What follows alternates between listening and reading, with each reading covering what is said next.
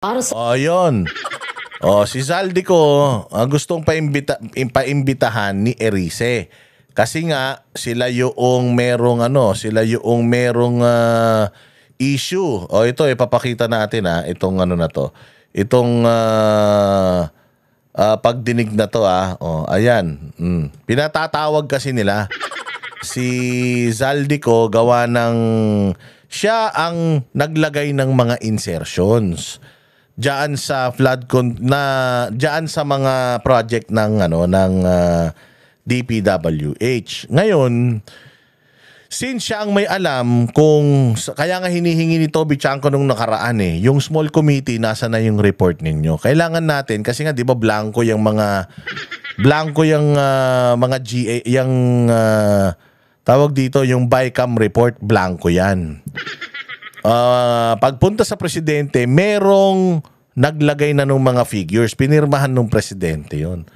Ngayon hinahanap ni Toby Chanco sino yung naglagay at ano yung mga inilagay, ano yung mga insertion, sino-sino yung samantalang dalawa lang yung nakakaalam niyan, si Grace po na Committee on Finance, at saka sabi sa inyo si Grace po malasatanas din yan at saka itong si Zaldico na appropriations, hindi ba?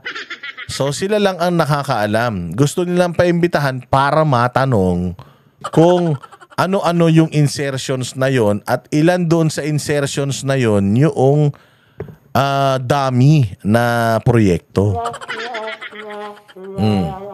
Ngayon pinaiimbitahan si Zaldico, dinidepensahan nino ni Abante, ni Garin. Hindi ba? Kaya nga sabi ni Toby Chanco, kaya nga umalis na lang ako kasi alam ko na wala ng patutunguhan. Kasi ang sinabi nila, wala daw sasantuhin, walang sisinuhin. Pero pag pinapatawag mo si Zaldico, ayaw nila. Akala ko ba walang sasantuhin, walang sisinuhin? Ngayon ang sinasabi, netong mga tagapagtanggol ni Zaldico dyan, pag pinatawag ba natin siya rito, sasagot ba siya? Pasasagutin ba natin siya? Ngayon, kung hindi naman pala pwedeng maging resource person ang isang congressman, actually pwede. Natatandaan nyo naging resource person si Abante at saka si Dan Fernandez, di ba? Do you remember? Nagpapatawa sila dyan sa Quadcom nila. So ibig sabihin pwede. Pero dito sa komite ni Beke, si Beke, yung malaki yung pisngi na congressman ng Ako Bicol, ayaw nilang ipatawag dahil baka daw kung ano-anong mangyari hindi ba? Kaya nga tawa ko ng tawa bakit nyo kailangan pigilan? Akala ko, sabi nga, so ibig sabihin exempted yung mga dito, mga congressman dito. Ito yung yung isang interview ni Chanco tungkol dyan. Sabi ko 13 billion sa kasi di ba? Doon makikita mo kasi doon sa again this is an administration congressman. Tapos administration congressman din yung binabatikos niya. So sila nagbabatikosan. Sila nagbibintangan na mga magnanakaw sila. Matindi, di ba? Oo. So sila nag-aaway-away. Ganyang kabulok yung gobyerno ni BBM. Hindi niya kayang ayusin yan. Bakit? Wala siyang pakialam boards, sino yung proponent? Okay? So ang sinasabi ko, doon sa 13 billion, si Congressman Zaldico is 13 billion yung insertion Sino ang nagdesisyon? Si Zaldico daw at saka yung BHW. Sino ba yung BHW? Para alam nyo kung sino yung BHW. Eto Yaan yung BHW. Kapatid ba to? Nakalagay BHW party list. Walang hiya. Party list na si Zaldico, Ako Bicol. Tapos party list din itong kapatid niya ba to? Natasha ko ng BHW. Tapos ang naghihiring dyan, Ako Bicol din. Kasama, nominee din, second nominee yata to ewan ko, basta kasama rin to ni Zaldico. Anak ng tinapay So sila. ang nagdidesisyon sa mga insertions. Yan yung sinasabi ni Toby Chanko, pinakita ko lang.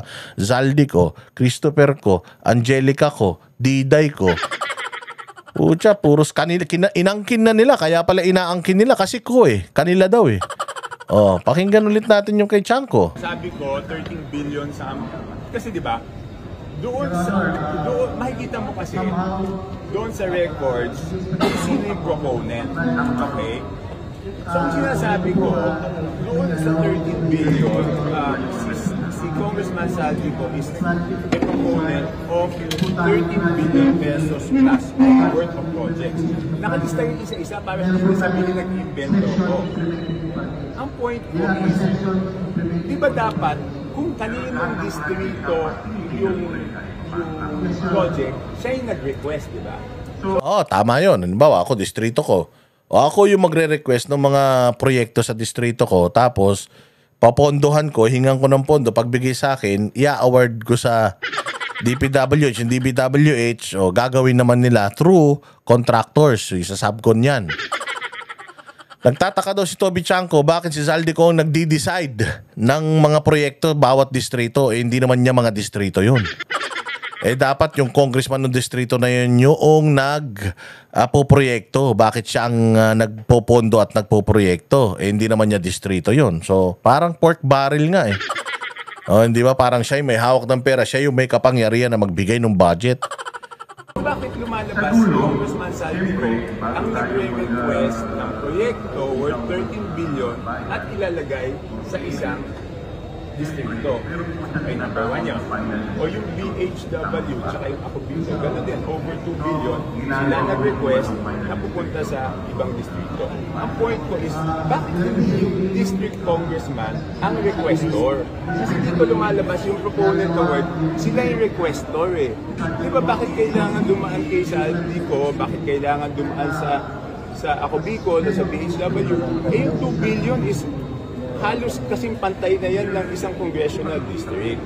So, ito ay sa BICAM pinasok itong mga ito. Kaya it was in line with Congressman Teresa's motion of inviting Congressman Saldico dahil siya ang may alam ng BICAM. So, tanungin natin, bakit ganyan? Sabi ko, 13 billion sa... diba? BH, hindi yung bagong henerasyon, Yung dun yung sa yung muntik nang hindi pa upuin ni Maganda yun, yung taga-bagong henerasyon, ang papangalan nun. Yung BHW, yung kapatid din pala o kamag-anak din ni Zaldico yung, hindi ko alam, kapatid, asawa, kamag-anak, basta kalahi din niya. Yan yung dapat na sinisilip. Kami ang boses ng masa, hindi natatakot. Katotohanan lang, di kami nalulunod. Walang bahid ng sismis, lahat ay totoo. Kahit sino ka pa, pag mali ka babanatan ka. Walang pinipiling kulay, wala kaming kinikilingan. Basta para sa bayan, kami lalaban. Pagdama